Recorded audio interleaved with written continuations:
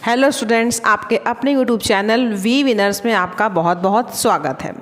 हम लोग शिक्षा के मनोवैज्ञानिक परिप्रेक्ष्य वाला पेपर जो है उसको लेके चल रहे हैं और उस पेपर के बहुत सारे क्लासेस में बहुत सारे टॉपिक्स को हमने कवर भी कर लिया है। तो आज एक नए टॉपिक पे बात कर लेने वाले हैं हम लोग। तो आप इस वाले वीडियो को लाइक कर लीजिएगा, कमेंट भी कीजिएगा। आपको जिस भी कोई टॉपिक पर या जिस पेपर पे आपको वीडियो चाहिए तो आप बताइए कमेंट सेक्शन में लिख करके, तो उस पर भी वीडियो बनाने की कोशिश की जाएगी और इसको शेयर भी कीजिएगा। और अगर आप मेरे चैनल पे नए हैं तो इसको सब्सक्राइब भी ज़रूर कीजिएगा ताकि आपको इस तरीके के एजुकेशन सब्जेक्ट के सारे वीडियोस मिलते रहें। इसके अलावा जो मेरे स्टूडेंट अगर किसी कंपटीशन की तैयारी कर रहे हैं तो उसके लिए मेरा एक और चैनल है, वो है जीके विनर।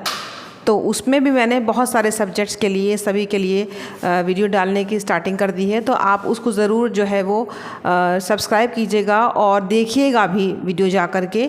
तो डिस्क्रिप्शन बॉक्स में मैं उस अपने चैनल का लिंक आपको दे दूँगी और आप वहाँ से मेरे उस चैनल को देख सकते हैं। चलिए, तो हम लोग आज का अपना वीडियो स्टार्ट करते हैं। मैं हूँ डॉक्टर आकांक्षा और आज हम लोग एक नया टॉपिक लेकर के आए हैं। देखिए क्या है वो टॉपिक।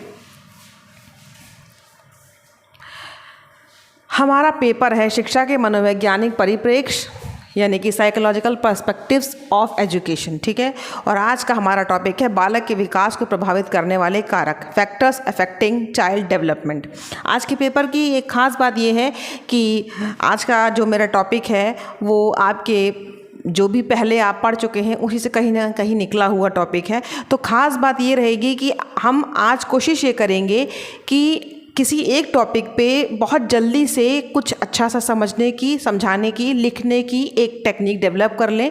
यानी कि हम बहुत कम टाइम में जो कुछ कीवर्ड्स के आधार पे एक आंसर को कैसे लिखा जाता है या कहीं कुछ भी कैसे बताया जा सकता है, इस टॉपिक पे ये करने का प्रयास करेंगे। बहुत सारी स्लाइड्स को कवर करने की जगह पर हम लोग कम समय में ज़्यादा से ज़्यादा जानकारी इस टॉपिक पे अगर कवर कर लें तो आज का हमारा ये क्या है, उद्देश्य है। ठीक है, तो चलिए स्टार्ट कर लेते हैं फटाफट अपने इस टॉपिक को।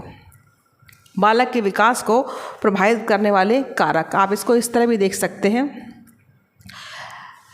जहाँ तक विकास की बात आती है, देखिए विकास वर्ड आता है। आपने विकास वर्ड को पहले भी पढ़ा है, वृद्धि और विकास, अभिवृद्धि और विकास के नाम पे। लेकिन फिर भी इसको अगर हम याद दिला दें आपको, विकास का मतलब था कि किसी बालक की कार्य क्षमता, उसके गुण, उसकी विशेषताओं का उसके अंदर आना। अगर कोई हाथ पैर बढ़ रहा है तो वो वृद्धि थी, याद होगा आपको। ऊंचाई और भार बढ़ना अभिवृद्धि थी। लेकिन विकास के अंतर्गत हमने उसकी विशेषताओं का, उसकी कार्य क्षमताओं को रखा था। ठीक है, तो बालक का विकास कोई जब चाइल्ड डेवलपमेंट की बात करते हैं, छोटे बच्चे की बात करते हैं, उसके डेवलपमेंट की बात करते हैं, विकास की बात करते हैं, तो बहुत सारे फैक्टर्स काम करते हैं, जिसमें हमने इंपॉर्टेंट फैक्टर्स को अपने इन स्लाइड्स पे कवर किया हुआ है। पहला है बुद्धि का प्रभाव। बुद्धि सिंपल तरीके से देखिए कि जिसकी IQ जितनी अच्छी होगी, निश्चित तौर पे वो अपने काम की परफॉर्मेंस उतनी अच्छी रखेगा, चाहे क्लास हो या घर हो या सोसाइटी में, कहीं पर भी। आप जितनी अच्छी IQ के बच्चे को देखेंगे उतना अच्छा उसका हर काम होगा, यानी कि क्लास में भी अच्छा परफॉर्म करेगा, घर में भी और बाहर भी। तो अगर सिंपल तरीके से देखा जाए तो IQ जो है वो बालक के विकास को प्रभावित करती है। ठीक है, नेक्स्ट देखिए अंतःस्रावी ग्रंथियों का प्रभाव। आपकी जितनी भी ग्लैंड्स होती हैं अंतःस्रावी शरीर के अंदर की, यानी कि जैसे थायराइड है, पैराथायराइड है, जितनी अच्छी ग्रंथियां काम करेंगी, नॉर्मल सी बात है कि जब शरीर उतना अच्छे से फिट रहेगा तो आपका डेवलपमेंट बालक का जो होगा वो निश्चित तौर पे अच्छा होगा। तो अंतःस्रावी ग्रंथियों का अच्छे तरीके से काम करने से बालक के विकास को कैसा विकास मिलता है, सकारात्मक विकास, पॉजिटिव, यानी कि उसकी ग्रोथ के साथ साथ उसका डेवलपमेंट अच्छा होता है। ठीक है, अब देखिए आहार का प्रभाव।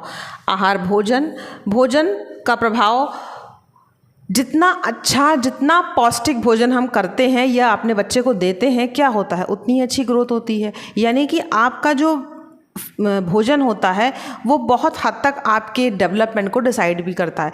इसीलिए हम लोग घर पे क्या करते हैं, घर पे अगर हम लोग देखें तो हम लोग का एक ब्रेकफास्ट या लंच में हम लोग अच्छा खाना रखने का प्रयास करते हैं, जिसमें हमारे सारे विटामिन, प्रोटीन, कार्बोहाइड्रेट और जितनी भी चीज़ें पोषक तत्व होते हैं वो सब रहें।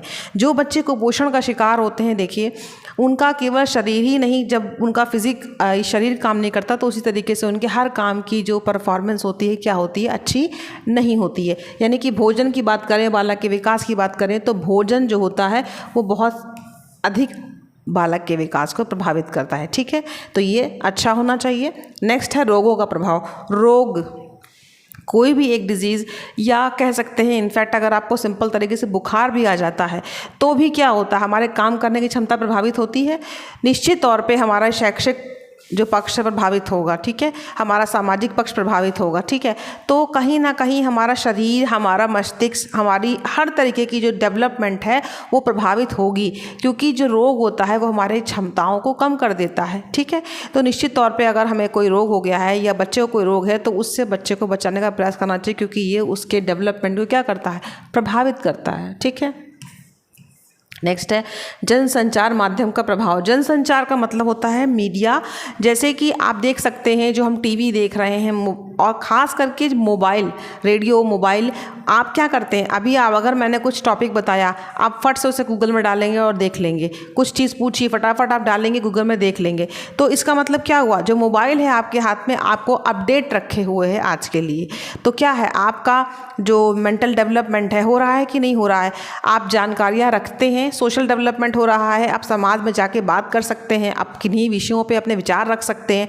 तो ये जो जनसंचार है, एक दूसरे से कम्युनिकेट करने का, जो हमारे पास मीडिया, जो गैजेट्स हैं हमारे पास, जितने भी अच्छे और सही होंगे उतना ही ज़्यादा, जितना हम इनका सही उपयोग करेंगे उतना ही क्या होगा, डेवलपमेंट अच्छा होगा। तो एक बालक के लिए, एक बच्चे के लिए चाइल्ड डेवलपमेंट में जनसंचार के माध्यम का, कम्युनिकेशन का बहुत अच्छा रोल होता है।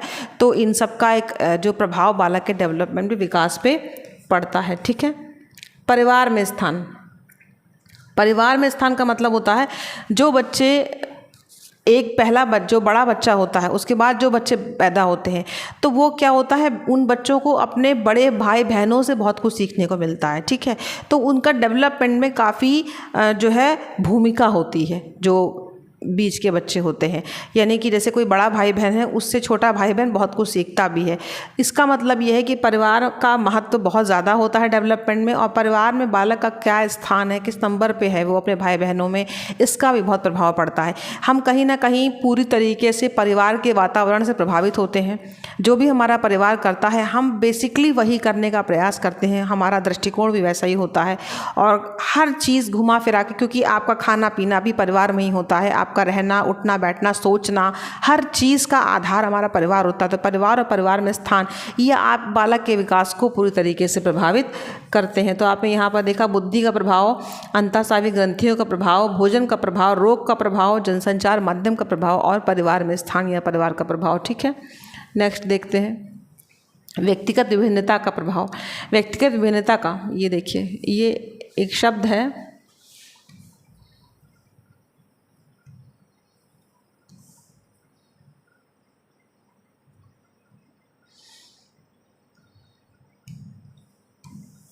व्यक्तिगत विभिन्नता। ठीक है, व्यक्तिगत विभिन्नता का मतलब ये है कि दो व्यक्ति एक जैसे नहीं होते, बिल्कुल साधारण से शब्दों में। लेकिन दो व्यक्ति का मतलब क्या, दो व्यक्ति का मतलब केवल ऐसा नहीं कि केवल हम शक्ल की बात करते हैं। ओवरऑल पर्सनालिटी क्या होती है, हमारे बाहरी और आंतरिक दोनों गुणों को मिलाने के बाद व्यक्तित्व बनता है। और इस व्यक्तित्व में जब विभिन्नताएं होती हैं, यानी कि हर व्यक्ति अपने आप में यूनिक होता है, अलग होता है, विशेष होता है। यानी कि हमारे केवल शक्ल ही नहीं, हमारे बात करने का तरीका अलग होता है, यहाँ तक कि हमारे कपड़े पहनने का, खाने का तरीका, हमारे सोचने का तरीका भी अलग होता है। हर एक सिचुएशन में हर व्यक्ति अलग तरीके से बात करता है, ठीक है ना, हर तरीके से सोचता है। एक प्रॉब्लम रखी जाएगी तो हम अलग तरीके से बात करेंगे और हो सकता है उसी प्रॉब्लम पे आपका नज़रिया दूसरा होगा। यहाँ तक कि हमारे घर में जो मेंबर होते हैं, अगर 4 या 5 मेंबर हैं तो वो भी हम एक तरीके का जो है घर में विचार नहीं रखते। घर में खाने का टेस्ट भी अलग अलग होता है। तो ये क्या है, हर व्यक्ति अपने आप में विशेष है और विभिन्नताएं लिए हुए होता है। तो निश्चित तौर पे जो बालक का विकास होता है, सबका एक जैसा विकास फिर यहाँ पर नहीं होता है। हर व्यक्ति विशेष है तो कुछ ना कुछ विभिन्नताएं होती हैं, तो इसका प्रभाव भी बालक के विकास पे पड़ता है। ठीक है ना। अधिगम का प्रभाव, अधिगम माने लर्निंग। ठीक है, लर्निंग का मतलब लर्निंग जिसको हम अपने वातावरण से बहुत कुछ सीखते हैं, अपने चारों तरफ जो चीज़ें हैं उनसे बहुत कुछ सीखते हैं। तो जिसकी लर्निंग जैसी रहती है, लर्निंग का मतलब है कि जो जितना अच्छा अपने चारों तरफ के वातावरण से चीज़ों से सीखता है, जितना अच्छा लर्न कर लेता है, और उसको उसका जो विकास है वो उतना अच्छा होता है। ठीक है ना। तो कहीं ना कहीं हम देखें, लर्निंग का बहुत महत्वपूर्ण भूमिका है बालक के विकास में, और लर्निंग को क्या करने के लिए, बढ़ाने के लिए, अच्छा करने के लिए फिर परिवार को, स्कूल को और सभी को बहुत प्रयास करने चाहिए। ठीक है। तो लर्निंग का सिंपल अर्थ होता है सीखना। ठीक है ना, सीखना। अधिगम लर्निंग, सीखना। तो सीखना, जो सीखा हुआ या कुछ भी लर्न करना बालक के विकास को विभिन्न तरह से प्रभावित करता है, क्योंकि सबकी लर्निंग अलग अलग तरह से होती है, अलग अलग माहौल में होती है।